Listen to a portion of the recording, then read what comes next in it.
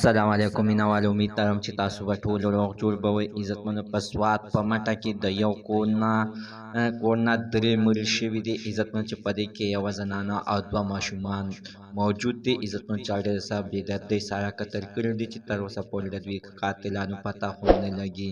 دا اخر ولې قتل کړل مینوال دغه د مشرانو خبرې تاسو سره موږ په دې ویډیو کې شریکې کړو.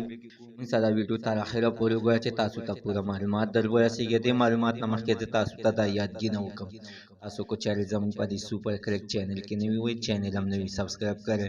مهرباني وکړئ تاسو زموږ د سوپر کلیک چینل د سره سبسکرایب کړئ، خوا کې ورسره د ټلۍ نشان ووهئ چې ښایي یوه نوې معلوماتي ویډیو تاسو ته په اسانۍ باندې در ورسېږي. عزتمنو ورځ دا د بې ګناه قتلونه کېږي چې څنګه د سوات په مټه کې د یو کور نه یوه زنانه او دوه ماشومان چا ډېر څه بېدردۍ سره د دغې دپاره قتل کړو چې مینوال چې تر اوسه پورې د قاتلانو پته هم نه لګي او د کورنۍ دغه خبرې دي چې ویل کېږي چې زموږ نه چا سره دښمني شته او نه داسې څه جنګ جګړه هم کړې ده. خو موږ ته همدا اطلاع راغله چې ستاسو په کور کې یعنې درې مړه شوي دي چې خوا کې موږ سره بل ګاونډي او هغه ټول هر څه وکتل، نو چې ټوله د دغه نتیجه هم دغه شانتې راووته مینوالو چې دا دغه شانتې د شپې ناوخت ده چې ته زناور د ځنګل نه راکوز شوی دی او دغه زناور عزتمنو درې واړه په سر باندې په ښکر باندې وهلي دي او درې واړه مړه شوي دي.